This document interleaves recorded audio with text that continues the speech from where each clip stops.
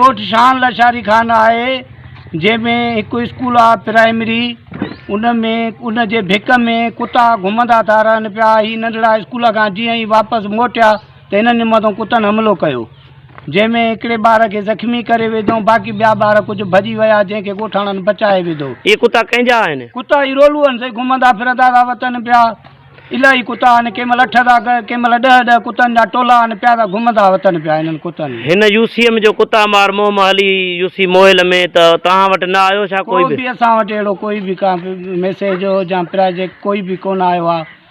अच्छा, हे जेको माना कुत्ते जो हिनखे खाई वियो आहे त हिन जो छा नालो आहे?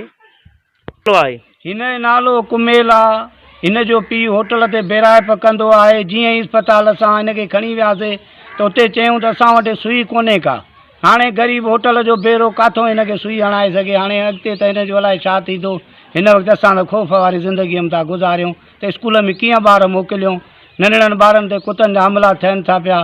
असां अपील था कयूं, जंहिंजे कुता मुहिम में हिननि कुतनि खे मारे ऐं ॿारनि खे तहफ़ुज़ ॾिनो वञे, इहा गवर्नमेंट असां आप सिंध खे हुकूमत लाइ अपील था कयूं। हिते छा थियो? हिते थियो त उस्ताद आयो, छोकिरो वञे पियो पुल ते, रोल कुता आया खाई वियसि, छॾायो बि मां आयोमांसि। स्कूल वञे ई नथो। उस्ताद ॿारनि चयो त अची उस्ताद ॾे, न आयो उस्ताद, न वियो उस्ताद ॾे, चई न ईंदो। हाणे खाई वियसि सॼो बूटियूं बूटियूं पटे विया अथसि वरिते। उहो केरु आहे? वीरबार आहे बाबा। उनजो पीउ छा कंदो आहे? कमाईंदो आहे होटल ते, चांहि पचाईंदो आहे।